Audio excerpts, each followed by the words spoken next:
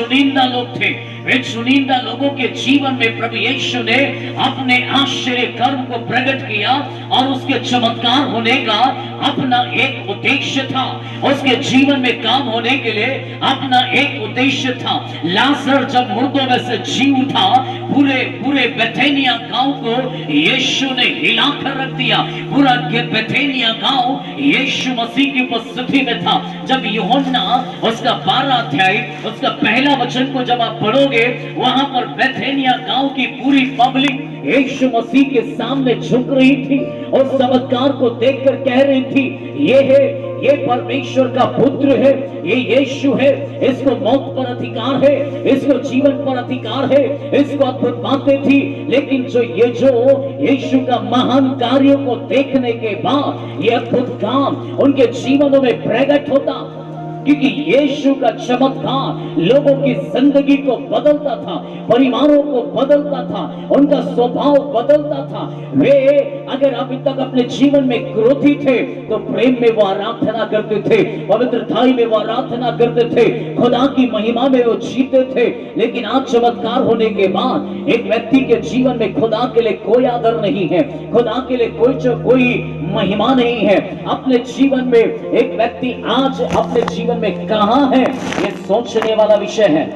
क्योंकि वो चमत्कार लोगों की जिंदगियां बदलता था, वो यीशु मसीह का कार्य लोगों के मनों को बदल देता था। लेकिन आज ऐसा नहीं है, आज हमारे जीवन में कुछ और बातें हैं। इसलिए आप और हमको ये बात समझाती है कि हम कौन सी बात के पीछे ज्यादा भाग रहा है, कौन सी बातों के लिए आप और मेरा मन ज्यादा भाग रहा है।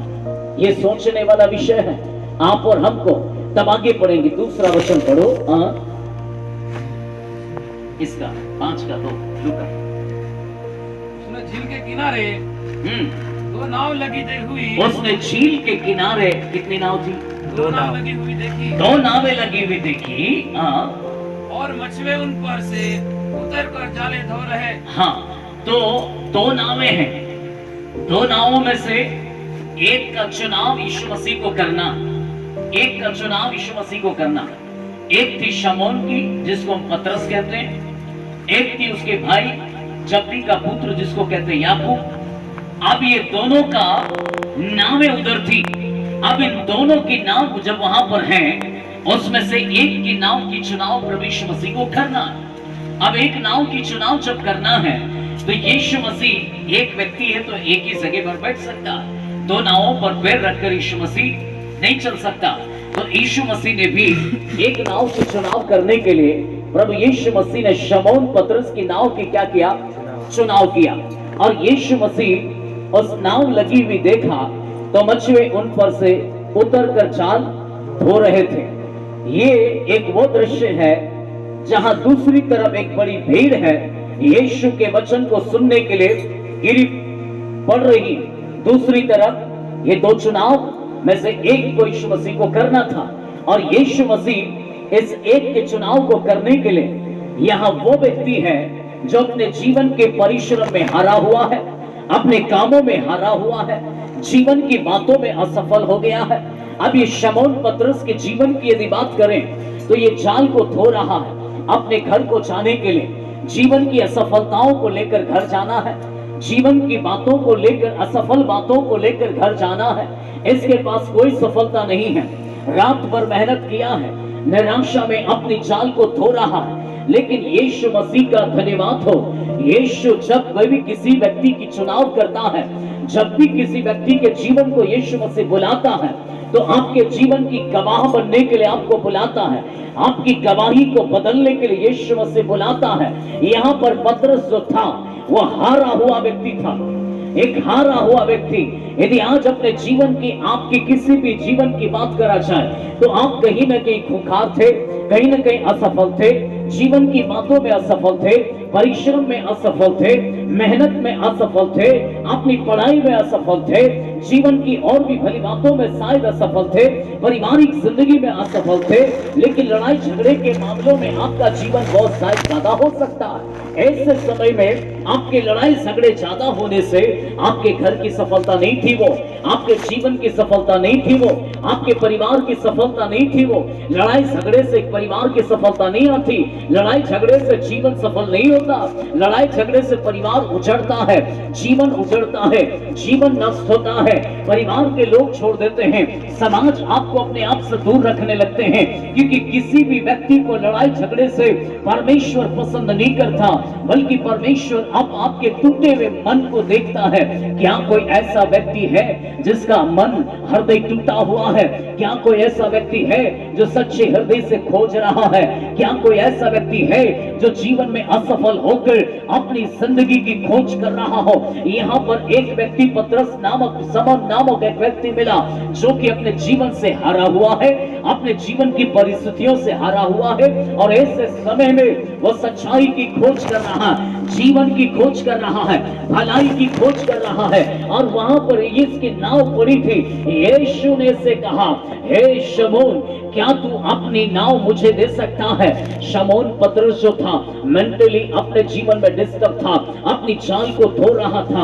एक व्यक्ति मन से निराश हो, उदास हो, ऐसे व्यक्ति को यदि आप कोई काम बोलो, वो चिड़चिड़ा हो सकता है, वो गुस्सा हो सकता है, वो कोई जवाब दे सकता है, लेकिन एक तरफ वो यीशु मसीह की बात सुन रहा था, क्योंकि वो भीड़ को यीशु मसीह वचन सुना रहा था, स्वर्ग की बात कर रहा था, जीवन की बात कर रहा था, शांति की बात कर रहा था, उद्देश्य की बात कर रहा था, क्योंकि यीशु मसीह के वचन में किसी को ठोकर मारना नहीं है, यीशु के वचन में घमंड दिखाना नहीं है, यीशु के वचन में कभी भी लालच की भावना नहीं है, यीशु के वचन में धोखा नहीं है, यीशु के वचन में कोई भी फरेब नहीं है। यीशु मसीह का वचन जब भी खुलता था, यीशु का मुंह जब भी खुलता था, लोगों को शांति मिलती थी, लोग सुनने के लिए तरस आते थे, लोग उस वचन को ग्रहण करके आशीष को प्राप्त करते थे।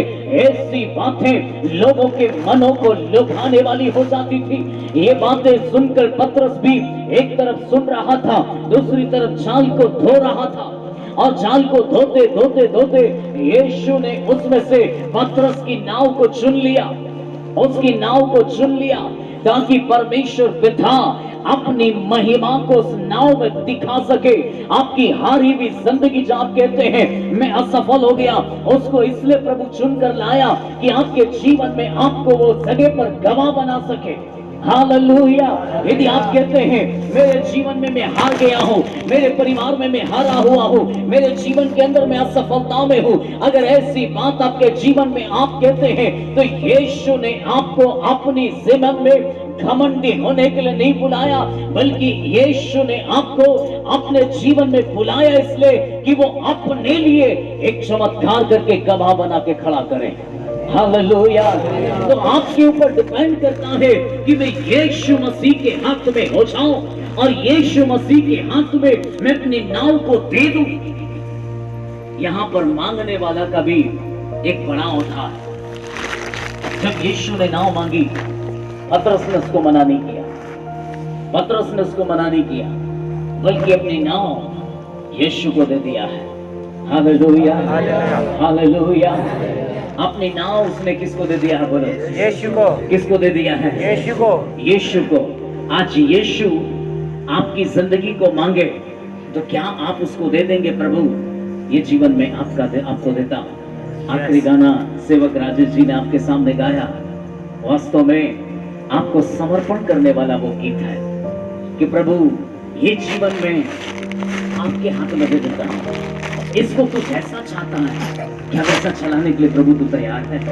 प्रभु ये मेरा जीवन था, अब तक मैं मेरे हिसाब से जिया, अब तक मैं मेरे हिसाब से कर रहा था, अब तक मन मर्जी से मैं जी रहा था, मुझे पता नहीं मैं वो कर रहा था, लेकिन हे प्रभु आज से प्रभु जीवन को मैं तेरे हाथ में देता हूं। क्या आप ऐसा कहने के लिए तैयार हैं? प्रभु ये जीवन में मैं तेरे हाथ में देना चाहता हूँ, प्रभु ये जीवन में मैं तेरे हाथ में देना चाहता हूँ। क्योंकि पतरस अगर चाहता तो मेरी नाव है, प्रभु रात भर मेहनत किया है, वहां एक्सक्यूज दे सकता है, वहां बहाने बना सकता था, मैंने रात भर मेहनत किया है, प्रभु मैं तो नहीं कहूंगा, मैं तो घर जाना चाहता हूँ, मैं अपने बीवी बच्चों के साथ रहना चाहता हूँ, थोड़ा शांति में रहना चाहता हूँ। ऐसे बहाने बना के वो नाव को छोड़कर या तो फिर वो दूर रहकर यीशु को मना कर देता, मना करके वो अपनी जगह निकल जाता, लेकिन उसने ऐसा नहीं किया। यीशु ने उससे मांगा, हे पतरस, क्या तू अपनी नाव मुझे दे सकता है? यहाँ पर फैसले का जरूरत होता है। यहाँ पर यीशु चाहता तो पतरस की नाव पर खुद चढ़ जाता और उसको बोलता, वो तो जिंदगी का मालिक था, वो तो दुनिया का राजा था, हजारों की भीड़ उसके पीछे थी। क्या पतरस के रिश्तेदार उस भीड़ में नहीं होंगे? क्या याकूब के रिश्तेदार उस भीड़ में नहीं होंगे? क्या उसके सास ससुर उधर नहीं होंगे? क्या उसके परिवार के लोग उधर नहीं होंगे? और भी भाई होंगे जो पतरस को रिक्वेस्ट कर सकते थे, पतरस यीशु नाव मांग रहा है, देख क्यों नहीं देता है? याकूब को बोल सकते थे, तो अपनी नाव दे दे इसको। ऐसा बोलकर अपने रिश्तेदार कभी भी ऐसी बात कर सकते थे, लेकिन उन्होंने ऐसा नहीं किया। यीशु मसीह ने पतरस से ही पूछा, हालेलुया। उसने रिश्तेदारों से नहीं पूछा, आए हुए लोगों से नहीं पूछा, यीशु ने पतरस से पूछा। तो निर्णय भी किसको लेना है? पतरस को ही। ये मेरा नाव है, मैं इसको दूं या ना दूं, ये मेरा नाव है, इसमें मैं यीशु मसीह को बैठने दूं या ना दूं, यीशु मसीह को यहाँ काम करने दूं या ना दूं। हालेलुया, धन्यवाद यीशु। अब एक छोटा सा आराधना गाकर अपने मन को, अपने हृदय को, अपने जीवन को उसको सौंपेंगे। Hallelujah, hallelujah. ले मारो जीवन तुझसे में आपो, जो सुख अपने दोनों हाथों को उठाइए और उस प्रभु से कह दो, ले मारो जीवन तुझसे में आपो, जो सुख चाहे तो सुख चला। तारा तो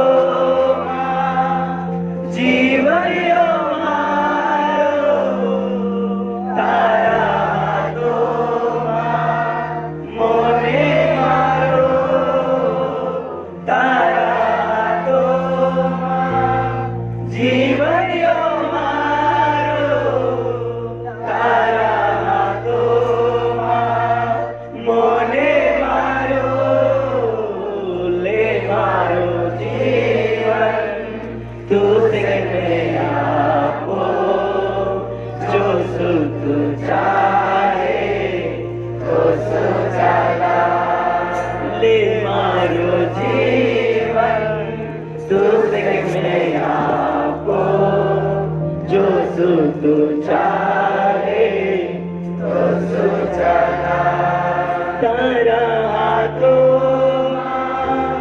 जीवन यो मारो, तारा हाथों मोने मारो, तारा हाथों इन समय में तारा हाथों में जाते प्रभु,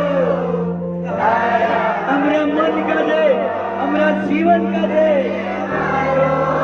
तारा हाथों जीवन यो मारो, तारा हाथों मोने मारो, ले मारो जीवन। आखिर में भी तो तुम्हारा भाषण बन गया आज रात, जो तेरा समय हम संगति कर दे, ले मारो तो से बना परमेश्वर, उपयोगी पात्र बनो हमारा महान परमेश्वर।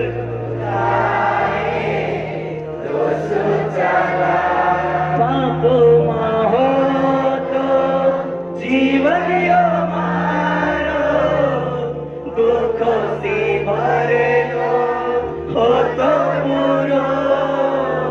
पापो माहो तो जीवन यो मारो, दुखों से भरे लो हो तो पूरो। यीशु तो आवीने वाजाईने तू, आका दुखों से वारो गुरु। यीशु तो